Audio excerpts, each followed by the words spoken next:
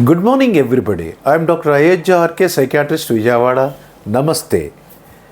ఈ మధ్య తరచూ పేరెంట్స్ కానీ వీళ్ళు అడిగేది, యువత తెలిసి తెలియని యుక్త వయసులోనే, అతి చిన్న వయసులో 14 ఏళ్ళు 15 ఏళ్ల పాప, 10-15 ఏళ్ల కుర్రాడు బాబు ఈ ఆపోజిట్ జెండర్ పట్ల, అంటే స్త్రీ పురుషుల పట్ల, పురుషులు స్త్రీల పట్ల ఆకర్షణకు లోనవుతున్నారు. బాగా ఇబ్బందిగా ఉంది. ఈ వయసులో ప్రేమ ఏంటి, ఆకర్షణ ఏంటి, వాళ్ళు ఎంతో భవిష్యత్తు కెరీర్ ఉన్న వ్యక్తులు కదా అని వాపోతున్నారు. అయితే సహజంగానే టీనేజ్లో ఆడపిల్లల్లో అయినా అబ్బాయిల్లో అయినా వాళ్ళల్లో హార్మోనల్ సెక్రీషన్స్ వల్ల ఈ ఆకర్షణ, జెండర్ అట్రాక్షన్ అనేది స్టార్ట్ అవుతాం అనేది జరుగుతూ ఉంది.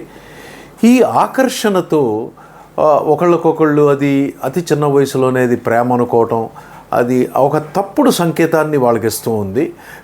అతి చిన్న వయసు నుండి తల్లిదండ్రులు వాళ్ళ పట్ల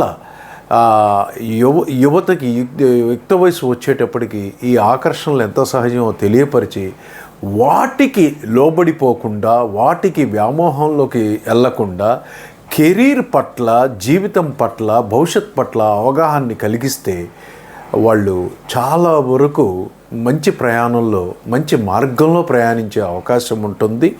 సో ఈ మోటివేషనల్ కౌన్సిలింగ్ అనేది కుటుంబంలో తల్లిదండ్రులు, విద్యాసంస్థల్లో గురువులు, మరి సమాజంలో అన్ని రకాల, అంటే మీడియా కానీ, టెక్స్ట్ మీడియా, ప్రింట్ మీడియా, వీళ్ళందరి మీద ఈ గురుతర బాధ్యత ఉంది.